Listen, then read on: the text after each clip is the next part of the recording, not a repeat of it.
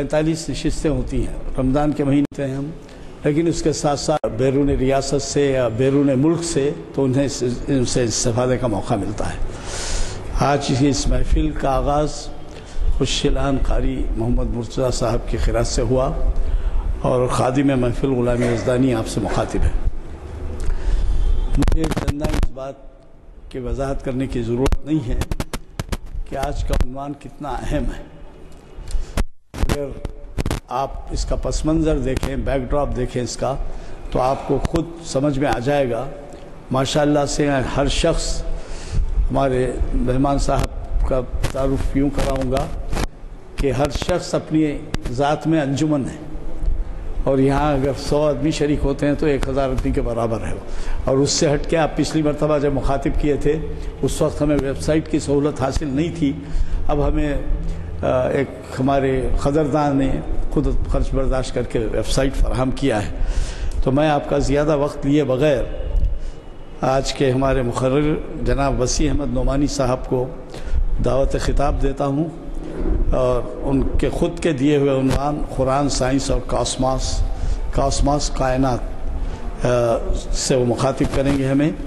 میں ان سے گزارش کرتا ہوں کہ وہ شہ نشین پر تشریف لائیں۔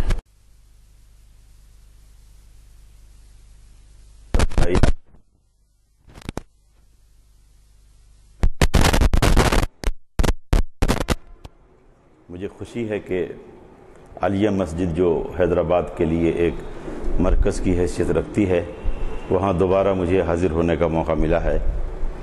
پچھلے سال بھی لگ بھگ انہی دنوں میں حاضر ہوا تھا اور اپنے ناقص خیال کا میں نے اظہار کرنے کا موقع حاصل کیا تھا۔ اب کی دفعہ مسکو نے ڈاکٹر فخر الدین صاحب، ڈاکٹر رفیق صاحب، ڈاکٹر افتخار بھائی، میں ڈاکٹر کہوں کہ نہیں کہوں، بھائی عبداللطیف صاحب، ان سبوں کے حکم پہ میں قریب 1 ہفتے سے حیدرآباد میں ہوں، اور مختلف جگہوں پہ مجھے موقع ملا کہ میں اپنے خیالات کا اظہار کر سکوں۔ مگر عالیہ مسجد میں بولنے کا انتظار تھا مجھ کو، اس لیے کہ یہاں جو لوگ اکٹھا ہوتے ہیں، بقول جیلانی بھائی کے وہ بذات خود ایک انجمن کی حیثیت رکھتے ہیں، دانشور، مفکر اور بہت ہی صاحب شعور ہوتے ہیں، تو ان کے سامنے بول کر بہت ہی خوشی حاصل ہوتی ہے کہ ایسے ذہنوں کے سامنے میں نے اپنے خیالات کا اظہار کیا جو اپنا خیال، اپنا ارادہ بالکل آزادانہ رکھتے ہیں، اور جن کا خیال بالکل بغیر کسی دباؤ، بغیر کسی فکر کے محدود نہیں ہوگا، وہ قرآن سائنس کی باتوں کو آسانی کے ساتھ سمجھ سکتا ہے۔ پچھلی بار میں نے چند باتیں کہی تھیں، آپ کو خالی یاد دلانے کے لیے اس کو دہرا دوں تاکہ باتیں سمجھنے میں ہمیں آسانی ہوگی۔ عنوان ہے قرآن، سائنس اور کائنات۔ آپ لوگوں میں سے جنہوں نے بھی حیدرآباد نے مجھ کو سن لیا ہے، ان کے علاوہ جنہوں نے نہیں سنا ہے، ان کے لیے 2-3 باتیں عرض کرنا چاہوں گا، قرآن پہ، سائنس پہ اور کاسموس پہ۔ قرآن در حقیقت اس بائی لاز کا نام ہے، اس قانون کا نام ہے کہ جس طریقے سے ہمارے اقبال بھائی چیف انجینئر ریٹائر بیٹھے ہوئے ہیں، وہ جانتے ہیں ان چیزوں کو کسی بھی بڑی شاندار عمارت، بلند عمارت، مضبوط سڑکیں، بہت خوبصورت اور بہت ہی نامی گرامی پلوں کی تعمیر کرنے کے لیے ضرورت ہوتی ہے کہ ایک بہت ہی ماہر آرکیٹیکٹ یا انجینئر اس کا نقشہ بنائے، اور پھر اس کے بعد اس کے لوازمات، ان کے قاعدے قانون، ان کے رول اور ریگولیشن لکھ کر بلو پرنٹ کی شکل میں دے جنہیں کنسٹرکٹ کرنا ہے یا جنہیں کنسٹرکٹ کروانا ہے۔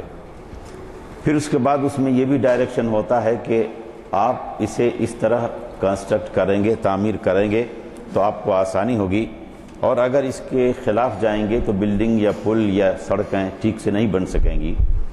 اس میں یہ بھی ہدایت ہوتی ہے کہ اسے بن جانے کے بعد اس کو مینٹین کرنے، اس کی دیکھ بھال کرنے کے لیے ان قاعدے، ضوابط، رول اور ریگولیشن کو فالو کرنا پڑے گا، اور اگر نہیں فالو کریں گے تو بہت دنوں تک یہ بلڈنگ یا یہ انسٹیٹیوشن یا سڑکیں یا پل بہت دنوں تک نہیں چل سکتی ہیں۔ اس لیے جو سمجھدار ہوتے ہیں اور جو اپنی بلڈنگ، اپنی کنسٹرکشن، اپنے سڑک اور پل کو مینٹین کرنا چاہتے ہیں کافی دنوں تک، وہ رول اور ریگولیشن کے حساب سے چلتے ہیں اور اسی لیے اس کو مینٹین بھی کر پاتے ہیں۔ اسی طریقے سے چونکہ کسی بھی کنسٹرکشن کے لیے، کسی تعمیر کے لیے ایک انجینئر کی، اس کے ذریعہ بنائے گئے رول ریگولیشن کی اور بلو پرنٹ کی ضرورت پڑتی ہے، تو جو سب سے بڑا انجینئر اللہ تبارک تعالیٰ ہے، انہیں جب اس کائنات کی تخلیق کرنی تھی تو ایک ضابطہ، ایک بلو پرنٹ کی تشکیل کی اور پھر اس میں یہ بتایا کہ کس طریقے سے ہم نے اس کائنات کی تخلیق کی ہے۔ اسی کے ساتھ یہ ڈائریکشن بھی دیا کہ جو لوگ کائنات میں ہیں یا کائنات کی چیزوں میں ہیں، خاص طور سے ہیومن بینگ، انسان، ان کو یہ ڈائریکشن دیا کہ اگر تم رول ریگولیشن کو مانتے چلو گے، فالو کرو گے، تو اس رول ریگولیشن کے حساب سے اس کائنات کو ہم نے مسخر کر دیا، یعنی تمہارے فائدے مند ہونے کے لیے بنا دیا۔ اگر اس رول اور ریگولیشن کے حساب سے چلو گے تو کائنات بھی تمہارے قبضے میں رہے گی اور تمہارا جسم بھی، تمہارا دماغ بھی، تمہارا شعور بھی، سب کچھ قبضے میں رہے گا۔ اسی طرح اس میں ہدایت یہ بھی دی گئی کہ اگر ان ہدایات کو نہیں مانو گے تو تمہارا جسم، تمہارا عقل و شعور، تمہاری باڈی تمہارے قبضے میں نہیں رہے گی اور جس کام کے لیے یہ باڈی، یہ دماغ، یہ ذہن بنایا گیا ہے، اس سے کام نہیں لیا جا سکتا۔ اسی ضابطہ جو بین الاقوامی ضابطہ نہیں، یونیورسل کا ضابطہ ہے، پوری کائنات کا ضابطہ ہے، تمام کائنات کے رول ریگولیشن جس میں سموئے ہوئے ہیں، اس کائنات کے سب سے بڑے انجینئر بارہ الہ اللہ تبارک تعالیٰ نے اس کی تخلیق کی ہے اور اسی تخلیق کے اعتبار سے، اسی رول ریگولیشن کے حساب سے یہ کائنات چلتی جا رہی ہے۔ کائنات ہم آنکھ بند کر لینے کے بعد جس چیز کے بارے میں سوچتے ہیں، اللہ تبارک تعالیٰ کی ذات گرامی کے علاوہ وہ سب کائنات میں شامل ہے۔ یعنی یہ مائک بھی کائنات ہے، ہم بھی کائنات ہیں، یہ کتاب بھی کائنات ہے، یہ ٹیبل بھی کائنات ہے، جس چیز کے بارے میں تصور کریں وہ سب کائنات ہے۔ سائنس کے بارے میں سائنس نے الگ الگ تعریف کی ہے، لیکن میں نے اپنے تجربے کی بنیاد پر جو سائنس کی تعریف کی ہے وہ یہ ہے کہ سائنس کا مطلب ہے سچائی کی تلاش کرنا، سائنس کا مطلب ہے سچائی کی کھوج کرنا، سائنس کا مطلب ہے وہ ذریعہ کہ سچائی کی تلاش میں تب تک چلتے رہیں جب تک کہ اس سچائی کو پا نہ لیں۔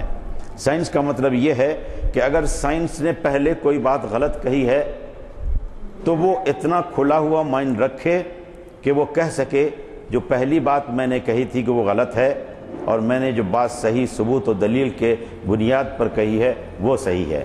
یعنی یہ کہ سائنس اس خصوصیت کا نام ہے، اس سچائی کا نام ہے کہ سائنس خود اگر غلط کرے تو اس کو ہمت ہے کہ وہ کہے ہم نے غلط کیا تھا۔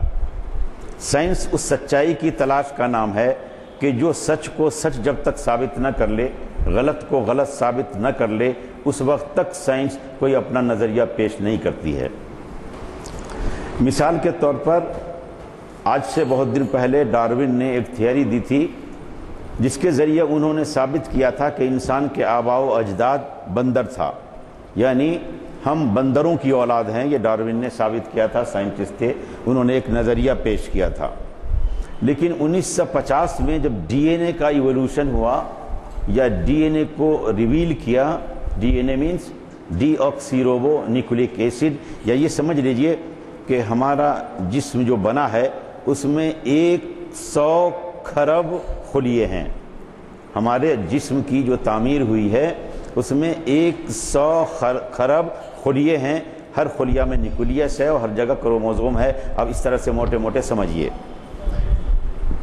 تو جب یہ پتہ چلا سائنس کو 1950 کے بعد اور ثبوت دلیل کے بعد یہ بات ثابت کی گئی کہ اسے ڈی این اے کہتے ہیں، یہ سیلز ہیں اور اس کی بنیاد پر آدمی کی یا جاندار کی بھی تعمیر ہوئی ہے، تشکیل ہوئی ہے، تو سائنٹسٹوں نے بہت ہی آسانی کے ساتھ اپنی کمی کو، اپنے جرم کو قبول کیا اور کہا ڈارون کی تھیوری پر جو ہم یقین کر رہے تھے ہم غلط تھے، اس لیے کہ ڈی این اے کی تشکیل، ڈی این اے کو ریویل کرنے کے بعد، ڈی این اے کو ظاہر کر لینے کے بعد جو نظریہ سامنے آیا ہے وہی نظریہ صحیح ہے، اور یہ نظریہ قرآن کریم سے ملتا جلتا ہے۔ یہ میں آپ سے کہہ رہا ہوں، سائنس نے صرف یہ کہا تھا کہ ڈی این اے کا نظریہ ہی صحیح ہے۔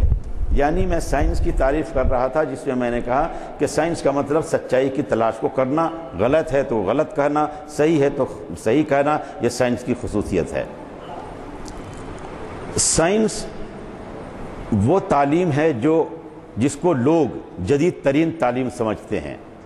جتنی دنیاوی تعلیم جس کو کہتے ہیں، حالانکہ میں تعلیم کو دنیاوی نہیں سمجھتا، تمام تعلیم خدا کے ذریعہ، خدا کے حکم کے ذریعہ تعلیم ہے۔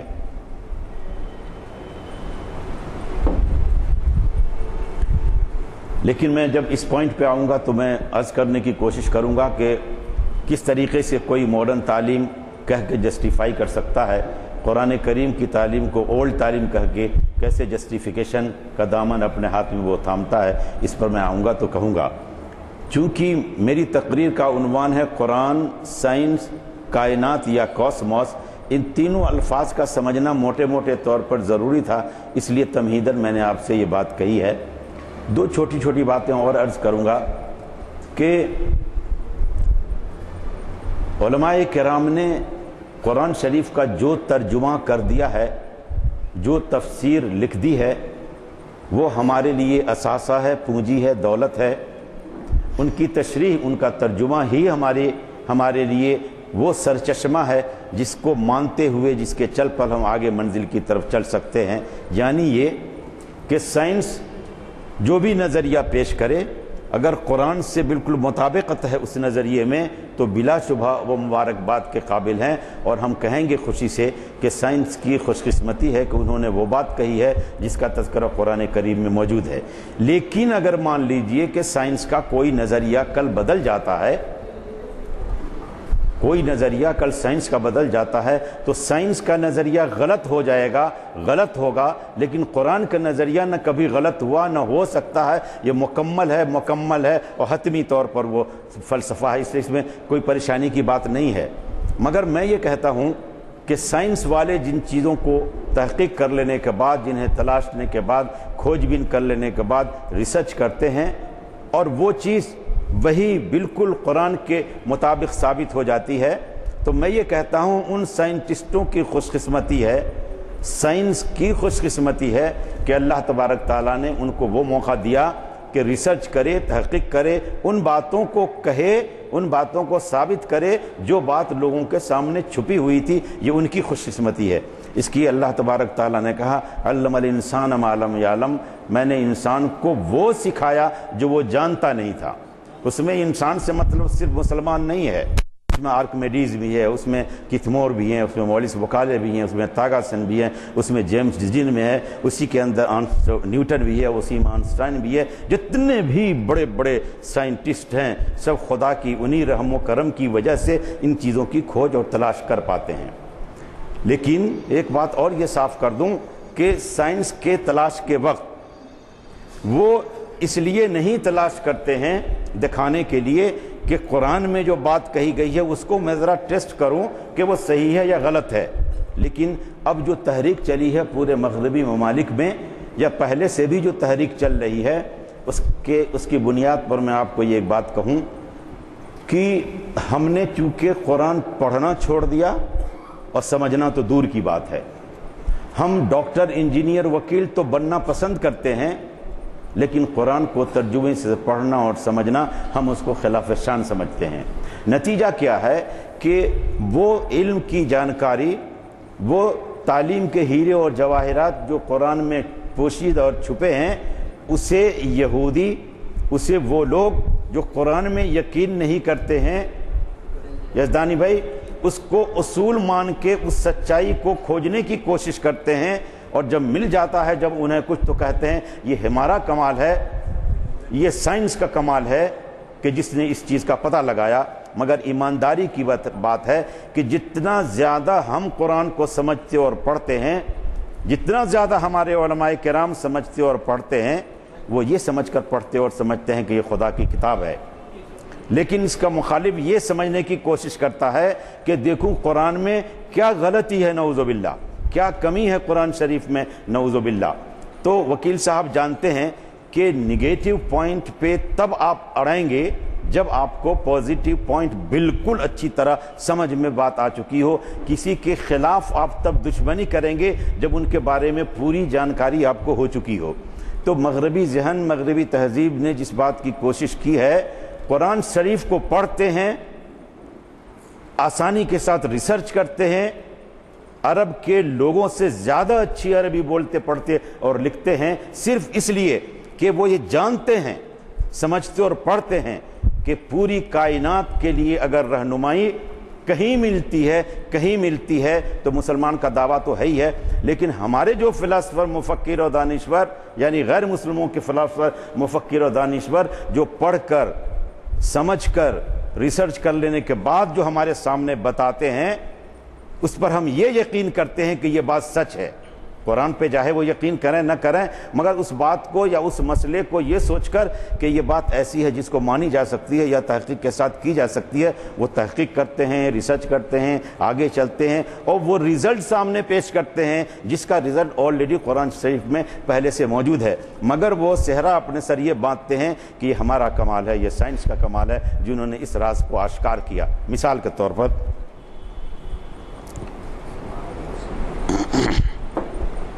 मिसाल देता हूं कि इस 2 पॉइंट पे यहां बोल चुका हूं, मगर मिसाल आधा आसान सा है, उस पर बोल के तब बाकी 3-4 पॉइंट और मैं आपकी खिदमत में अर्ज करूंगा। मिसाल के तौर पर यह समझता हूं कि वो पढ़ के ये समझ लेता है, यकीन कर लेता है कि हाँ ठीक है, सूरज की रोशनी है मगर चांद की रोशनी नहीं है। ये उसने पढ़ा भी, यकीन भी किया, घूम फिर के देखा भी, लेकिन ये इसको सहारा कहां से मिला, आइडिया कहां से मिला? उनके मुफक्किर और दानिश्वर खोजते हैं, खंगालते हैं इस इल्म के समुंदर को, कुरान को, और तब कहते हैं देखो मैंने उस किताब में ये पढ़ी है कि सूरज की अपनी रोशनी है, चांद की नहीं रोशनी है, जरा रिसर्च करो इस पर, देखो क्या ये बात इस किताब की सही भी है क्या? उस बात को नंबर 1 सही साबित या गलत साबित करने के लिए, और दूसरा ये यकीन है उनको कि ये जो आसमानी किताब है उसमें एक भी बात, एक भी वाकया, एक भी तहकीक, एक भी मुद्दा, एक भी नुक्ता ऐसा नहीं है कि जब से लेकर कुरान शरीफ का नुज़ूल शुरू हुआ तब से आज तक कुरान शरीफ के खुले चैलेंज के बावजूद भी किसी ने गलत साबित नहीं किया आज तक। तो जब वो इस चीज़ को मान लेते हैं कि देखो मैंने पढ़ा है उसमें कि सूरज की अपनी रोशनी है, चांद की अपनी रोशनी है नहीं है, तो तुम जरा रिसर्च करके देखो इसको। बुनियाद क्या माना? जो इत्तला कुरान में उनके यहूदी आलिमों ने या उनके मुफक्किरों ने जिसको पढ़ रखा है, किताब को गाइड समझकर, नमूना समझकर, उसूल समझकर, रहनुमाई समझकर जिसने पढ़ चुका है, उसको वो कहते हैं अपने जूनियरों से कि ये हमारे सामने मसला है, तुम इसको रिसर्च करो। जब वो रिसर्च करते हैं, कैमरा को घुमाते हैं, लेबोरेटरी में टेस्ट करते हैं, हवाई जहाज़ को और फिर उसके बाद सैटेलाइट को घुमाने के बाद जब देखते हैं चारों तरफ से, तो ये साफ साबित होता है कि सूरज की रोशनी है, चांद की अपनी रोशनी नहीं है। तो जब ये बात साबित हो जाती है तो फिर उनको रिपोर्ट की जाती है कि बिल्कुल सही है, सूरज की रोशनी है, चांद की अपनी रोशनी नहीं है।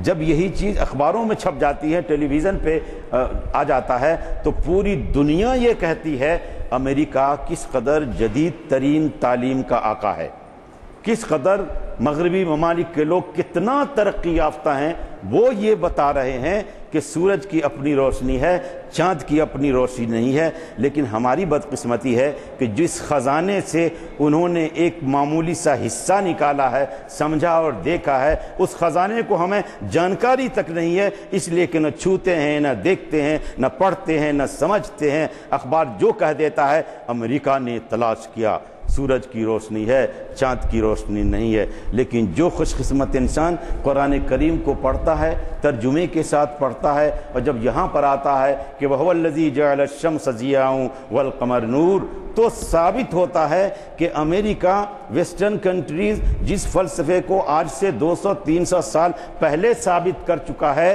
वो बात कुरान करीम में 1450 साल पहले से उसके अंदर मौजूद है। ऐसे मौके पर اس کو یہ احساس ہوتا ہے اس نے بڑا کارنامہ کیا، لیکن چھپاتا ہے اس چیز کو۔ رہنمائی اس نے کہاں سے حاصل کی ہے؟ قرآن سے حاصل کی ہے، ایمان کی حالت میں نہیں، بلکہ اس جذبے کے ساتھ کہ میں یہ ثابت کروں نعوذ باللہ کہ قرآن کی کون سی بات غلط ہے۔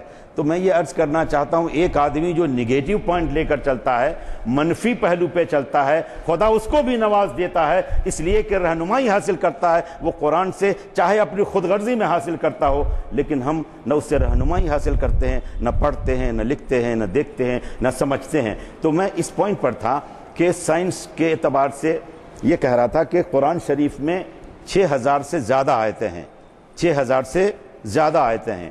ان 6000 میں سے 1000 سے 1200 آیتیں ایسی ہیں جو سائنس کے بارے میں اطلاع دیتی ہیں، سائنس کے بارے میں جانکاری دیتی ہیں۔ اب تک سائنس نے جو بڑے بڑے تجربات کر کے ثابت کر دیا ہے اس کے بارے میں قرآن شریف میں پہلے سے موجود ہے، اور آقا مدنی صلی اللہ علیہ وسلم کے حدیث کے مطابق کہ اس کے راز، اس کے رموز، اس کی خصوصیت، اس میں پنہا کرشمہ سادی قرآن کریم میں قیامت تک بھی ختم نہیں ہوں گے۔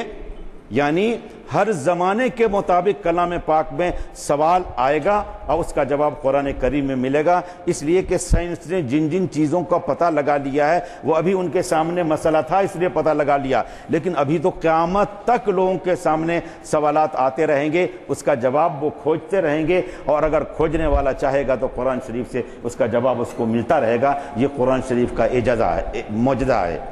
تو میں یہ کہہ رہا تھا کہ قرآن شریف میں 6000 سے زیادہ آیتیں ہیں، ان 6000 سے زیادہ آیتوں میں سے 1000 سے 1200 آیتیں ایسی ہیں جو سائنس کے بارے میں اطلاعات دیتی ہیں۔ وہ سائنس کی کتاب نہیں ہے، قرآن کریم میں سائنس کی حیثیت بالکل اتنی ہے جیسے سمندر کے سامنے ایک بوند کی، ایک معمولی سی جانکاری سائنس کے طرف سے ہے، مگر سائنس چونکہ سچائی کے تلاش میں سرگرداں رہتی ہے اس لیے اس کی بات کی اہمیت بڑھ جاتی ہے، مگر قرآن کی روشنی میں۔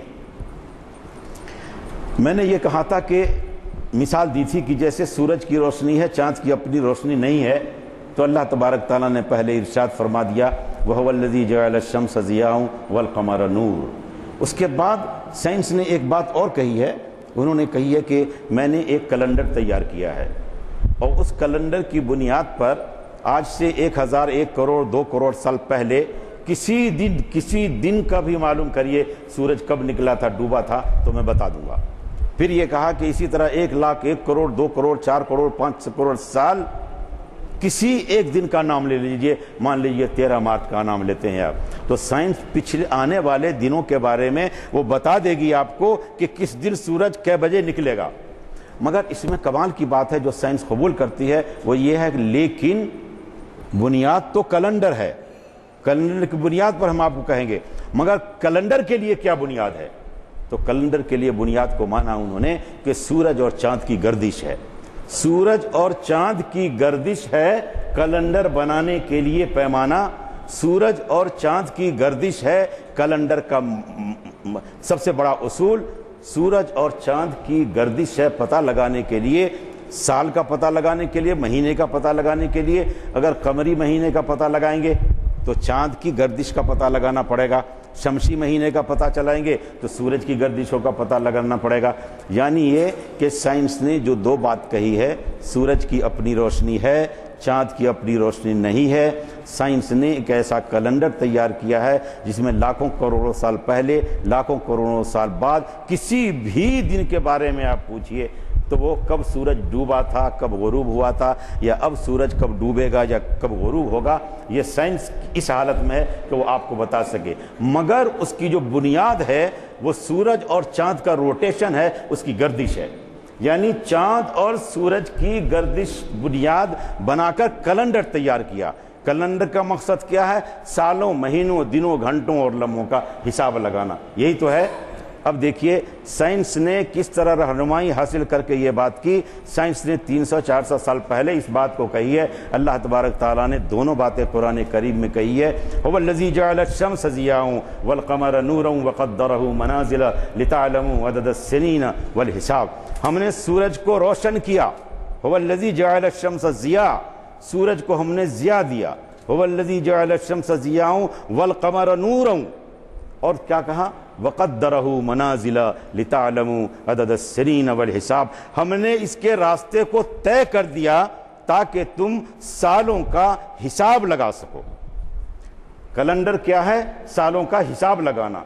बुनियाद क्या है? सूरज की गर्दिश और चांद की गर्दिश के पे मुनहसर कैलेंडर को तैयार किया जाना। और अल्लाह तबारक ताला ये कहते हैं हमने चांद और सूरज की गर्दिश को इसीलिए तो तय कर दिया है ताकि तुम सालों का हिसाब लगा सको, कैलकुलेट कर सको कितना दिन, कितना साल, कितने महीने हुए। अब साइंस ने एक दूसरा दावा साबित करके बताया है। जिलानी भाई जानते हैं कि वकील को बीच में पानी पीने की ज़रूरत पड़ती है। उसके पहले मैं इतना पानी नहीं पीता था, लेकिन बोलने के टाइम में पीने की ज़रूरत पड़ती है, इसकी माफ़ी चाहता हूँ। ये एक बहुत ही छोटा सा पॉइंट है, इस कहा के बाकी टेढ़े टेढ़े 3-4 पॉइंट्स में चलूँगा। साइंस ने ये कहा है कि एक पूरब है, साइंस ने कहा कि 2 पूरब हैं, फिर साइंस ने साबित किया है कि बेशुमार पूरब हैं। एक पूरब है, 2 पूरब हैं, बेशुमार पूरब हैं। और साइंस का ये दावा बिल्कुल साबित भी है, सच भी है और दुरुस्त भी है। इन्हीं 3 बातों को कुरान करीम ने कही है। तो कुरान करीम ने जो बात कही है उस पर यह कहना कि कुरान शरीफ की बात सही है, वो तो तौहीन कहने वाले की, इसलिए कि उस पर तो शायबा तक नहीं हो सकता कुरान करीम की बातों पर। तो जो बात साइंस ने साबित की है कि एक पूरब है, 2 पूरब हैं, बेशुमार पूरब हैं, इसी बात को कुरान शरीफ ने कही है।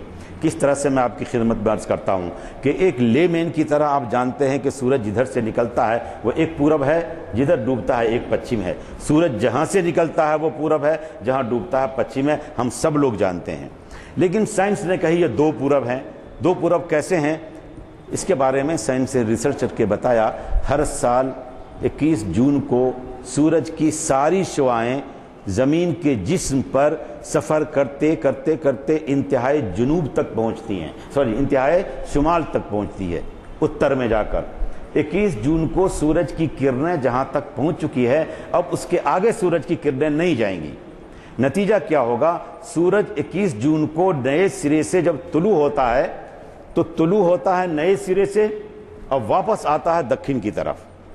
फिर चलते चलते चलते 21 दिसंबर को इंतहाई जनूब में सूरज की किरणें पहुंचती हैं। 21 दिसंबर सूरज की जिंदगी में वो दिन है कि नए सिरे से सूरज तुलू होता है दक्षिण से उत्तर की तरफ आने के लिए। यानी साइंसी एतबार से 2 दिन 21 जून और 21 दिसंबर सूरज की जिंदगी में हर साल ऐसा है कि उस नुक्ते से नए सफर के लिए शुरू करता है सूरज अपनी जिंदगी को। तो उस दिन जिस नुक्ते से सूरज निकलता है उस दिन सूरज के लिए वही पूरब है। इस तरह से साल में 21 जून और 21 दिसंबर 2 पूरब हुए सूरज के लिए। अब साइंस ने ये कहा कि बेशुमार पूरब कैसे हुए? तो बेशुमार पूरब के लिए ये सबूत दिया है साइंस ने कि जैसे 21 जून से सूरज निकल के चला दक्षिण की तरफ आने के लिए, फिर 21 दिसंबर से सूरज चलेगा उत्तर की तरफ आने के लिए। जो लोग भी दिल्ली जाते हैं या जाएंगे वो देखेंगे कि कैनॉट प्लेस के करीब एक जंतर मंतर है, एक बिल्डिंग का नाम पुराने महाराजाओं का बनाया हुआ। उस जंतर मंतर की दीवार में बेशुमार सुराख बनाए गए हैं, बेशुमार सुराख बनाए गए हैं। बच्चे at the time of the rising of the सन, सूरज निकलने के वक्त बच्चे जाके देखते हैं सूरज निकलते हुए को, तो देखते हैं कि आज सूरज इस सुराख से निकला, आज सूरज इस सुराख से निकला, आज सूरज इस सुराख से निकला, आज सूरज इस सुराख से निकला। रोज सूरज का निकलने का, सूरज की रोशनी को देखने के लिए सुराख बनाया गया है। तो रोज सूरज अपनी जगह को बदल बदल कर निकलता है। इस 1 साल की मुद्दत में 47 डिग्री सूरज सफर कर लेता है जमीन के जिस्म पर। यानी ये कि एक पूरब है एक पश्चिम है। साइंस ने साबित करी आपके सामने। 2 पूरब हैं 2 पश्चिम हैं, साइंस ने साबित करके दिखा दिया आपको। बेशुमार पूरब हैं बेशुमार पश्चिम हैं, साइंस ने साबित करके दिखा दिया आपको। इन्हीं 3 चीज़ों को कुरान करीम ने किस तरह इरशाद फरमाया है। एक पूरब के लिए रब्बुल मशरिक़ व रब्बुल मग़रिब, वो एक पूरब का रब है, वो एक पूरब का पश्चिम है। دو پورب کے لیے سورہ رحمان میں قرآن کریم نے فرمایا ہے رب المشرقین و رب المغربین، وہ دو پوربوں کا رب ہے، دو وہ پچھموں کا رب ہے۔ آگے ارشاد فرمایا بے شمار پوروں کے لیے رب المشارق و رب المغارب، وہ بے شمار پوربوں کا رب ہے، وہ بے شمار پچھموں کا رب ہے۔ سائنس نے جس چیز کو ثابت کیا وہ قرآن کریم میں موجود ہے، لیکن میں بتاؤں، میں اسٹوڈنٹ کی حیثیت سے، طالب علم کی حیثیت سے یہ کہتا ہوں کہ وہ لوگ جو قرآن کی مخالفت کرتے ہیں، رہنمائی قرآن سے حاصل کرتے ہیں سائنس کے میدان میں بھی، اور کسی سائنٹسٹ نے جو بات کہی ہے قرآن سے رہنمائی حاصل کرو، موقع پر آؤں گا تو اس بات کو میں آپ کی خدمت میں پیش کروں گا۔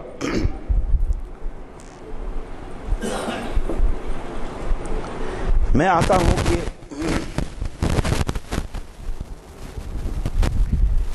دنیا کے بڑے بڑے سائنٹسٹ آپس میں تذکرہ بھی کرتے رہتے ہیں، ریسرچ کرنے کے وقت ملتے بھی ہیں، تو جیسے آئنسٹائن ہے، نیوٹن ہے، جیمس جین ہے، گرین فیلڈ ہے، اس طرح سے بہت سے سائنٹسٹ ہیں۔ ان میں سے ایک سائنٹسٹ ٹولمین ہے، دوسرا سائنٹسٹ ایک بیتے ہے۔ اب یہ غور کریے گا کہ یہ کام خدا کس سے لے رہا ہے، یہ اس سوال کو رکھیے گا۔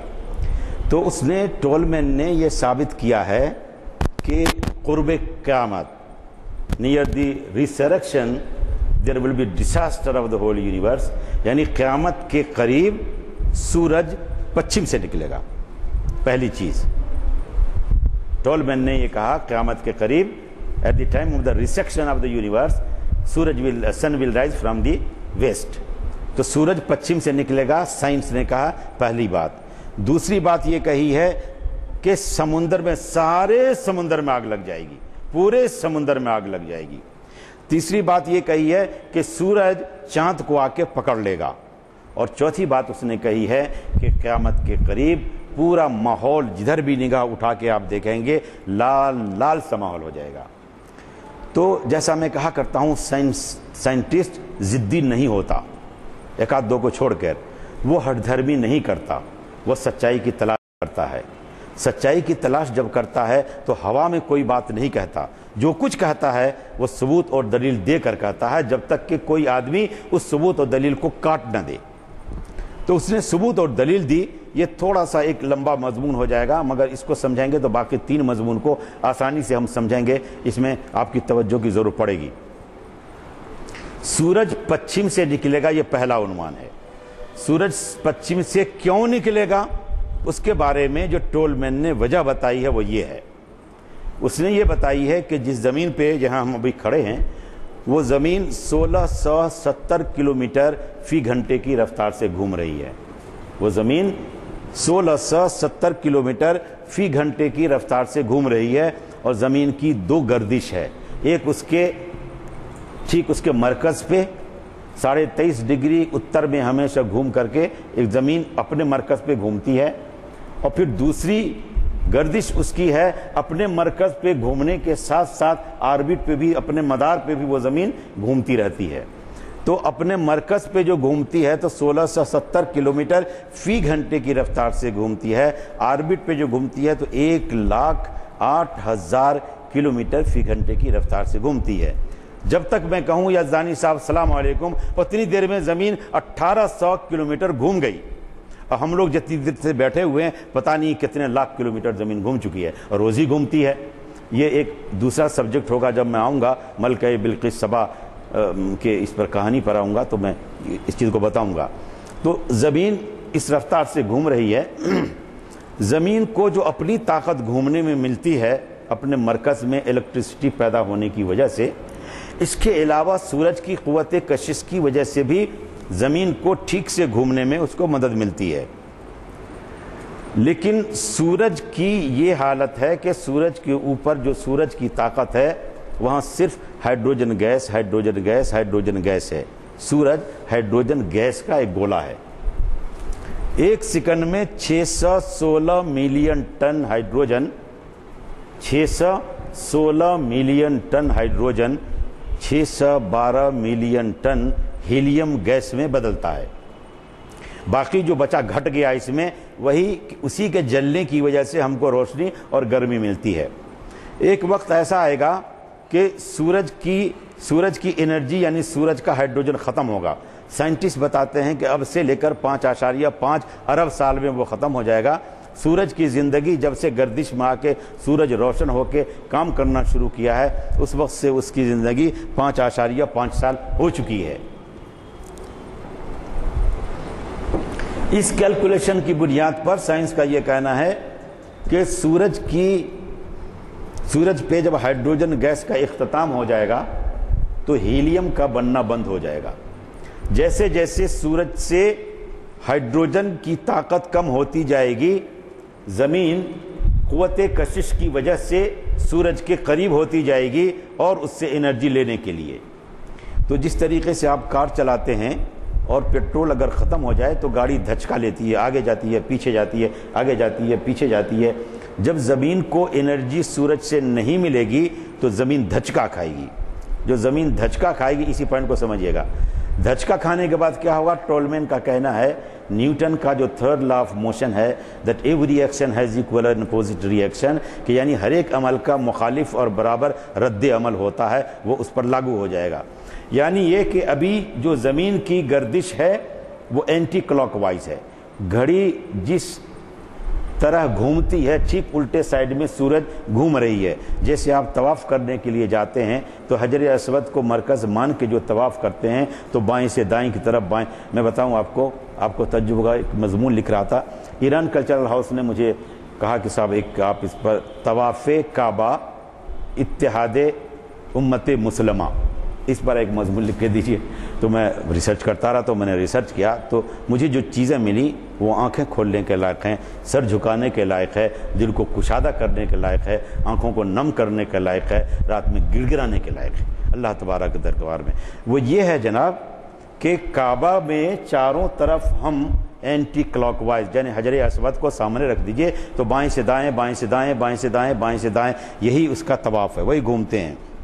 زمین بائیں سے دائیں، بائیں سے دائیں، بائیں سے دائیں، چاند بائیں سے دائیں، بائیں سے دائیں، سورج بائیں سے دائیں، بائیں سے دائیں، عطارد، زہرہ، مشتری، یورینس، نیپٹون، پلوٹو، یہاں تک کہ کہکشاں میں جتنے کروڑوں کروڑ تارے چاند تیرے ہیں، جتنی بھی کہکشائیں، جتنی بھی گلیکسی ہیں، وہ سب کے سب بائیں سے دائیں، بائیں سے دائیں گھوم کے طواف کر رہے ہیں۔ تو میں نے کہا ایمبیسڈر سے کہ sir you have stated simply that rotation, that طواف کعبہ is the symbol of the unity of the امت مسلمہ۔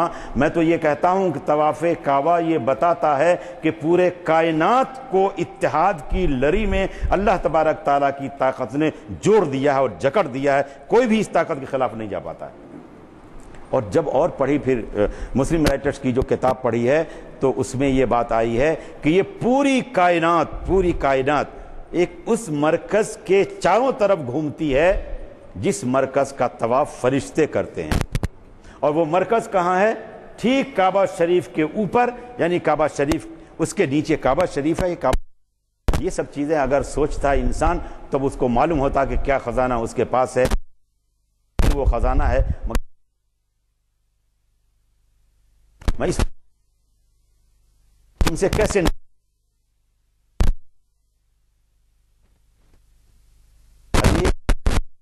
مخالف اور برابر رد عمل ہوتا ہے۔ تو عمل اس وقت زمین کا کیا ہے وہ سمجھنے کی ہے۔ زمین کا عمل اس وقت یہ ہے کہ بائیں سے دائیں جانب، بائیں سے دائیں جانب وہ زمین گھوم رہی ہے، لیکن جب طاقت نہیں ملے گی، انرجی نہیں ملے گی اور نیوٹن کا تیسرا قانون اس پہ لاگو ہو جائے گا حرکت کا، تو جو اس کا عمل ہے اس پر رد عمل ہوگا۔ کیا ہوگا؟ جو عمل ہے اس کے برابر ہی رد عمل ہوگا۔ تو جس رفتار سے زمین دائیں سے بائیں سے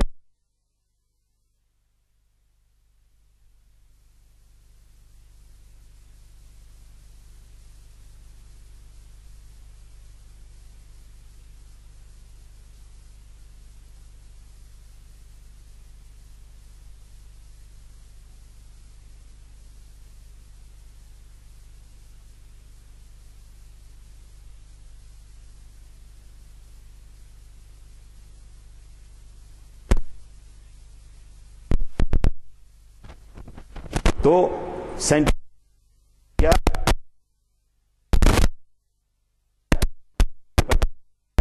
یعنی یہ کہ قرب قیامت पश्चिम सूरज से निकलेगा, साइंस ने साबित किया। आकाए मदनी सल्लल्लाहु अलैहि वसल्लम ने हदीस मुबारक में क्या इरशाद फरमाया है, ला तक़ूमु अस्साअतु हत्ता ततलुअ अश-शम्सु मिन मग़रिबिहा, क़यामत तब तक नहीं आएगी जब तक सूरज पश्चिम से नहीं निकलेगा। मैं अर्ज़ ये कर रहा हूँ कि साइंस ने जिन जिन चीज़ों के तस्दीक और तहक़ीक़ करके साबित की है वो चीज़ें कुरान शरीफ और हदीस मुबारक में मौजूद है। अब आइए दूसरा पॉइंट, इसका जो सब पॉइंट है वो ये है कि समुद्र में आग लग जाएगी। ये तो भाई जिलानी साहब के ये तो बहुत ज़्यादा आँख खोलने वाली बात है। समुद्र में आग कैसे लग जाएगी, ये साइंस भी कह रही है और कुरान शरीफ में तो कुरान की आयत है, मैं पढ़ के सुनाऊंगा आपको। आग इस तरह से लगेगी कि एक तो ये हुआ सूरज पश्चिम से निकल गया, फिर कुछ दिनों के बाद जो ही हाल होगा वो ये होगा कि ज़बरदस्त किस्म का ज़लज़ला सा पैदा हो जाएगा ज़मीन पे, जिसमें इज़ा ज़ुलज़िलतिल अर्ज़ु ज़िलज़ालहा व अख़रजतिल अर्ज़ु अस्क़ालहा में जो बात कही गई है। तो ज़मीन जब फटेगी, वस्समाइ ज़ातिर रज्इ वल अर्ज़ि ज़ातिस सदइ के तहत जब ज़मीन फटेगी, क्या उन्वान है? उन्वान ये है कि समुंदर में आग लग जाएगी, ये उन्वान है। तो ज़मीन जब फट जाएगी तो ज़मीन के ऊपर जितना पानी है वो पानी ज़मीन की कोख में जाने की कोशिश करेगा, मरकज़ में जाने की कोशिश करेगा। ज़मीन फटी हुई है, फटी हुई ज़मीन के अंदर, उसके अंदर लावा है, मैग्मा है, उसके बाद पिघली हुई चट्टान है, आग है। इसके अलावा ज़मीन के मरकज़ में 5500 डिग्री सेंटीग्रेड टेम्परेचर है। 5500 डिग्री सेंटीग्रेड टेम्परेचर है ज़मीन की कोख में। जैसे जैसे नीचे जाए, कितना नीचे जाना पड़ेगा? 6378 किलोमीटर। जहाँ बैठे हैं वहाँ से 6378 किलोमीटर खुदाई करके, जो मुमकिन नहीं है, अगर पहुँच जाएंगे तो ज़मीन का मरकज़ मिलेगा। ज़मीन के मरकज़ में 5500 डिग्री सेंटीग्रेड टेम्परेचर है। अब उस टेम्परेचर के करीब पानी, जो समुंदर का पानी है, वो पहुँच रहा है। तो पहुँच रहा है तो क्या उसका हश्र होगा, वो मैं आपकी खिदमत में ये अर्ज़ कर रहा हूँ कि जैसे इस गिलास में पानी है, इसको 100 डिग्री सेंटीग्रेड टेम्परेचर दीजिए। जैसे आप चाय बनाते हैं तो उस पानी को 100 डिग्री सेंटीग्रेड के बराबर जब गर्मी देते हैं तो ये पानी उबलने लग जाता है।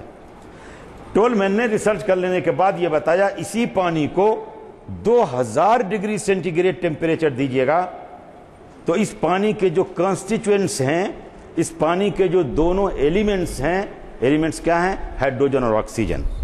ये hydrogen oxygen 2000 degree centigrade temperature मिलने की वजह से हाइड्रोजन गैस अलग हो जाएगी, ऑक्सीजन गैस अलग हो जाएगी। हाइड्रोजन खुद ब खुद जलने वाली गैस है, ऑक्सीजन जलने में मदद करने वाली गैस है। थोड़ी सी गर्मी नीचे से मिलेगी और भक्त से पूरे समुद्र में आग लग जाएगी। इसको साइंस ने साबित किया है। अल्लाह तबारक ताला ने कुरान करीम में इरशाद फरमाया है, इज़ा शम्स कुव्विरत व इज़ा नुजूम कदरत व इज़ा जिबाल सुय्यरत व इज़ा इशारु उत्तरत व इज़ा वुहूशु हशरत व इज़ा बिहारु सुज्जरत। क़यामत के दिन आसमान का, ज़मीन का, इन सब चीज़ों का ऐसा ऐसा होगा और पूरे समुद्र में आग लग जाएगी। साइंस ने साबित किया इस चीज़ को और कुरान करीम ने इस बात को बयान किया है। इस पर मैं एक बहुत ही ख़ास बात बताना चाहूँगा कि मैं बहुत ही मशकूर हूँ मेस्को वालों का। डॉक्टर फ़खरुद्दीन साहब हमारे सामने बैठे हैं, भाई अब्दुल लतीफ़ साहब, इनका एक वैन, एक बस, एक गाड़ी साइंस की लेबोरेटरी लेकर दिल्ली गई थी। तो मुझे भी हुक्म हुआ कि आप ज़रा उसको देखिए। तो मैं खाली देखने के लिए गया, कोर्ट से छुट्टी मिली, कोर्ट से छुट्टी लेकर फ़ौरन भागा मैं। तो जब वहाँ गया तो बच्चे काफ़ी घेरे हुए थे साइंस की लेबोरेटरी को। क्या खुदा की करिश्मा साजी है कि लेबोरेटरी घेरे हुए थे। तो फिर मुझको मौका दिया गया कि mister डोमानी you come and C the practical aspect of the science. तो मैं गया तो उन्होंने डॉक्टर रतन तुर्की साहब, जो उसके इंचार्ज हैं, बड़े साइंटिस्ट हैं, उन्होंने कहा, you Nomani you may ask any question. तो मैंने कहा कि मैं इसमें कोई क्वेश्चन क्या पूछूंगा, मैं साइंस कुरान का तालिब इल्म हूँ, इसमें जिस तरह के सवालात आते हैं उससे मुतल्लिक मैं आपको समझाना चाहूँगा। मैं चूँकि कुरान करीम में यकीन रखता हूँ, हर साहिब ईमान यकीन रखता है, आँख बंद करके यकीन रखता हूँ कि समुद्र में आग लगनी ही लगनी है, इसलिए कि कुरान करीम ने कहा है। तो इसमें सोचने की कोई बात ही नहीं है। सोचने के लिए इरादा करने की भी कोई ज़रूरत नहीं है। मगर मैं اس کو کیا اس میں بات کہی ہے سمندر میں آگ لگ جائے گی کیونکہ ٹیمپریچر اتنا ملے گا تو ہائیڈروجن الگ ہوگا, آکسیجن الگ ہو جائے گا, مجھے ذرا اس کو سمجھا دیجئے. انہوں نے کہا اٹس ویری سمپل, یہ تو بہت معمولی سی بات ہے. تو کہا مجھے بتائیے. تو انہوں نے بتایا دیکھیے کیا ہے, سمندر میں آگ لگ جائے گی, پانی ہائیڈروجن آکسیجن میں بدل جائے گا اور آگ لگ جائے گی. اس چیز کو وہ رتن ترکی صاحب مجھے سائنس کے لیبارٹری میں میرے سوال کیے جانے پر, اور ان کے ہمارے بھائی لطیف صاحب کی موجودگی میں, یہ خود بھی انچارج ہیں سائنس لیب کے, تو ان کو بھی میں نے کہا ذرا مجھے سمجھا دیجیے.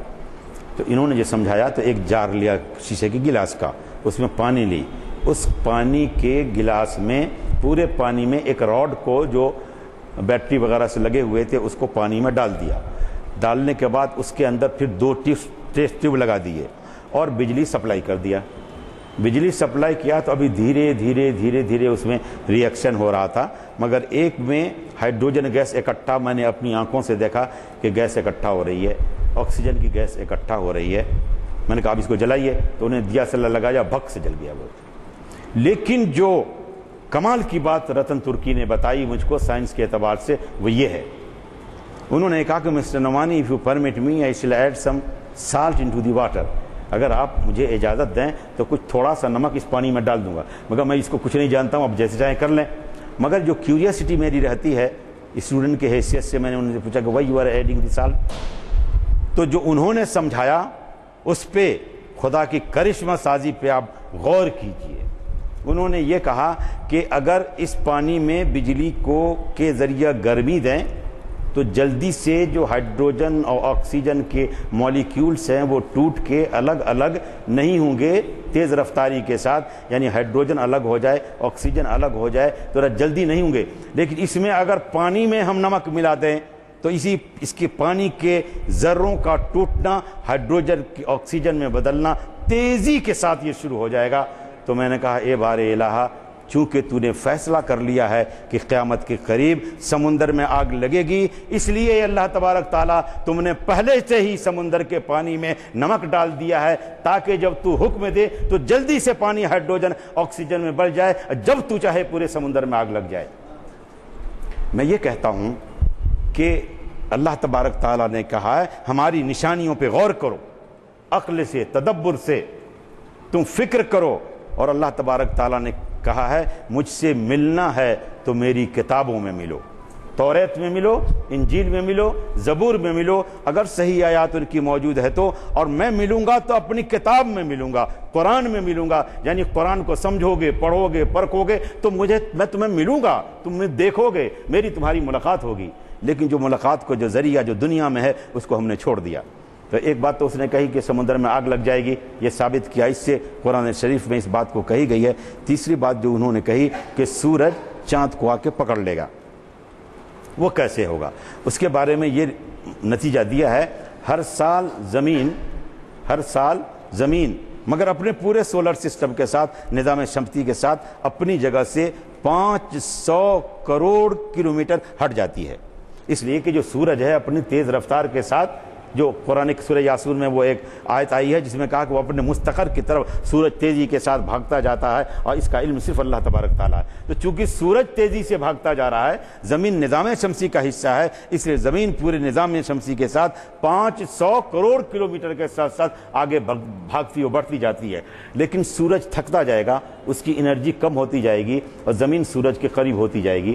جب زمین سورج کے قریب ہو جائے گی, اور سورج کا کیا ہے, سورج کی انرجی کم ہو گئی ہے, ہائیڈروجن کم ہو چکا ہے, تو کم ہونے کی وجہ سے وہ آگ کا جو لال والا گولا ہے وہ سورج پھیلنے لگے گا, کروڑوں لاکھوں لاکھ کلومیٹر پورا سورج پھیل جائے گا. تو وہ سورج جو زمین سے اتنی دوری پر ہے, چاند سے اتنی دوری پر ہے, اپنے کو پھیلانے کی وجہ سے لاکھوں لاکھ کروڑوں کلومیٹر وہ سورج چاند کو, زمین کو, عطارد کو, زہرہ کو, مشتری کو, یورینس کو, نیپچون کو, پلوٹو کو, سب کو آ کے پکڑ لے گا. یہ سائنس نے ثابت کیا ہے. کیا سائنس نے یہ ثابت کیا ہے کہ سورج چاند کو آ کے پکڑ لے گا, زمین کو آ کے پکڑ لے گا. اس کے بارے میں اللہ تبارک تعالیٰ نے اپنے قرآن کریم میں کیا فرمایا ہے, یسأل ایان یوم القیامت فاذا برق البصر وخسف القمر وجمع الشمس والقمر. اللہ تبارک تعالیٰ آقا مدنی صلی اللہ علیہ وسلم سے پوچھتے ہیں کہ لوگ آپ کا مذاق اڑاتے ہیں, लोग आपसे पूछते हैं कि अरे बताइए क़यामत होना है क्या, कब होनी है क़यामत, अच्छा बताइए बताइए क़यामत का दिन कोई मुकर्रर अगर है तो बताइए ना, क़यामत होगी। तो अल्लाह तबारक ताला कहते हैं आक़ाए मदनी सल्लल्लाहु अलैहि वसल्लम से, बताइए उनको क़यामत होनी है। कब होनी है? जब सूरज की रोशनी ख़त्म हो जाएगी, चाँद की रोशनी ख़त्म हो जाएगी, ये सब पथरा जाएंगे और क्या करेंगे? वजो में अशम्सो वल कमर, हम सूरज को और चाँद को इकट्ठा कर देंगे, मिला देंगे, क़यामत हो जाएगी। साइंस ने साबित किया कि सूरज चाँद को आके पकड़ लेगा। अल्लाह तबारक ताला ने कुरान करीम में कहा वजो में अशम्स वल कमर, उसके बाद क़यामत हो जाएगी। चौथी चीज़ जो साइंटिस्ट ने ये बताया है कि पूरा माहौल लाल लाल सा हो जाएगा। पूरा माहौल लाल लाल सा कैसे हो जाएगा? ये आ गई हमारी बातों में, ये बात आ गई कि सूरज इतना फैलेगा इसलिए कि उसकी रोशनी ख़त्म हो गई है, हाइड्रोजन ख़त्म हो गया, आग का अंगारा बच चुका है, वो अंगारा लाखों करोड़ों किलोमीटर तक फैल जाएगा। फैलने की वजह से अब सारे माहौल को, फ़िज़ा को उसी लाल अंगारे ने लाल माहौल से ढक लिया है, छुपा दिया है, घेर लिया है। तो पूरा माहौल क्या होगा? लाल लाल सा होगा। क्या कहा कुरान करीम में सूरह रहमान में, फ़ैज़न शक़्क़तिस समा फ़कानत वर्दतन कद्दिहान फ़बिअय्यि आलाइ रब्बिकुमा तुकज़्ज़िबान, आसमान फट जाएगा, पूरा माहौल लाल लाल सा हो जाएगा, ऐसा लाल जैसे कि लाल चमड़ा। मैं आपकी खिदमत में सिर्फ ये अर्ज़ कर रहा हूँ कि साइंस जो बहुत ही मोतबर ज़रिए तालीम जिसको दुनिया मानती है, वो तालीम आज उस चीज़ को साबित कर रही है कि कुरान करीम की कौन कौन सी बातें सच और दुरुस्त हैं। इस पर मैं आपके ज़हन को इधर लाने की कोशिश करता हूँ। आखिर में मैं आपसे एक सवाल पूछूंगा और मैं दरख्वास्त करूँगा कि उस सवाल का जवाब मुझे देने की इनायत फरमाएँ।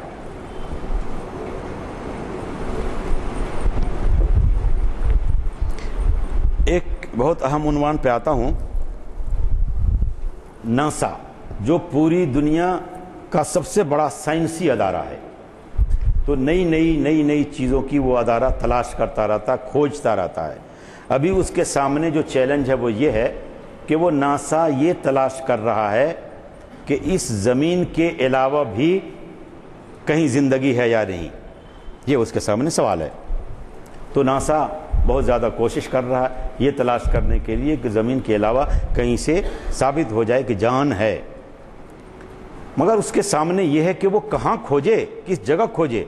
अभी तो इसी ज़मीन के निज़ाम से, इसी निज़ाम शमसी से साइंस आगे क्रॉस भी नहीं कर सका है। अभी 9 सैयारों में से अभी पहुँचने में पता नहीं कितने लाखों करोड़ों साल लगेंगे। उसके सामने तो खुला हुआ चैलेंज ये है कि जैसे ये निज़ाम शमसी है, 9 सैयारे उसमें हैं, इसी तरह उसके आगे जब देखेंगे सामने मिल्की वे कहकशां, उसमें एक कहकशां में 200 करोड़ चांद, तारे और सूरज हैं एक कहकशां में।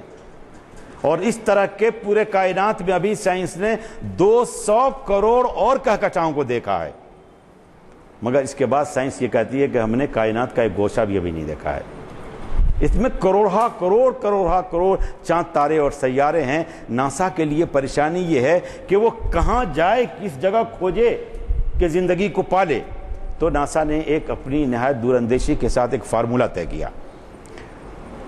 उन्वान मेरा टोटल यही है कि साइंस की अहम से अहम तहकीक दलालत करती है कि कुरान शरीफ ही सही है, कुरान शरीफ ही की रहनुमाई सही है। ये मेरा अहम उन्वान है।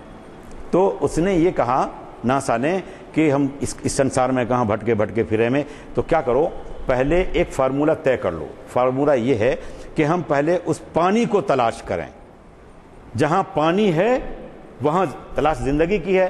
ज़िंदगी को तलाश करने के लिए कोई ज़रिया मिल नहीं रहा है, तो एक उसूल तय किया जाता है, पहले पानी को तलाश करो। जहाँ पानी है वहाँ ज़िंदगी है, जहाँ ज़िंदगी है वहाँ पानी है। बर्फ़ की बात नहीं हो रही है, बर्फ़ तो प्लेटो पे बहुत है, चाँद के ऊपर भी बर्फ़ कहते हैं साइंटिस्ट, मगर लिक्विड फॉर्म में वाटर की बात हो रही है, लिक्विड फॉर्म में पानी की बात हो रही है। जहाँ पानी है वहाँ ज़िंदगी है, जहाँ ज़िंदगी है वहाँ पानी है। यानी ये कि नासा ने, साइंटिस्टों ने ये माना कि जानदार की ज़िंदगी की बुनियाद पानी है, यानी तमाम जानदार पानी से पैदा किए गए। ये नासा ने मान लिया इस चीज़ को, तभी तो वो कह रही है पानी को तलाश करो।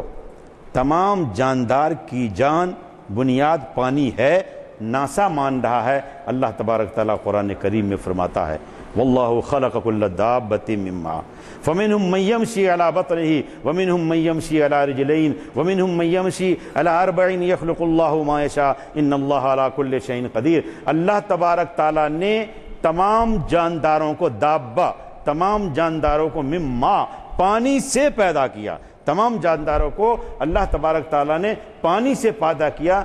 नासा क्या मानती है कि तमाम जानदार को तलाशने के लिए पानी की तलाश करो, यहाँ के पानी मिल गया तो जान मिल जाएगी और नहीं तो नहीं मिलेगी। नासा इसको मान लेने के बाद भी अगर अभी वो परेशान है कि आखिर ज़िंदगी को हम खोजें तो कहाँ खोजें, लेकिन जैसा कि डॉक्टर कीथ मोर मौलिस बेकाले तागासन ने इस बात को कही है, उस उन्वान पे आऊँगा। कुरान रहनुमाई करता है इस चीज़ के सिलसिले में। कुरान साबित करता है कि इस ज़मीन के अलावा भी जानदार अल्लाह तबारक ताला ने पैदा किए। सूरह नहल में 42 आयत नंबर 29 में अल्लाह तबारक ताला इरशाद फरमाते हैं, वमिन आयातिही खल्क़ुस समावाति वल अर्ज़ वमिन आयातिही खल्क़ुस समावाति वल अर्ज़ वमिन आयातिही खल्क़ुस समावाति वल अर्ज़ वमा बस्स फ़ीहिमा मिन दाब्बतिन वाला जमीहिम इज़ा यशाउ क़दीर। अल्लाह तबारक ताला ने तमाम जानदारों को आसमानों और ज़मीन में फैला दिया है। अल्लाह तबारक ताला ने जानदारों को वमा बस्स फैला दिया है, मिन हुमा, दोनों में, ज़मीन और आसमान में अल्लाह तबारक ताला ने जान को फैला दिया है। आगे ये कहते हैं वाला जमीहिम इज़ा यशाउ क़दीर। अल्लाह तबारक ताला को इस बात की कुदरत हासिल है कि वो जब चाहें सबको इकट्ठा कर सकते हैं। अब इस इकट्ठा को समझिए कि एक तो क़यामत के दिन इकट्ठा होना ही होना है, तमाम जानदार को इकट्ठा होना है। तभी तो कहा गया अगर सींग वाले जानवर ने बेसींग वाले जानवर को अगर मारा है तो उस दिन अल्लाह तबारक ताला दोनों को बुला के इंसाफ देंगे। ये है ना हमारा अकीदा ईमान।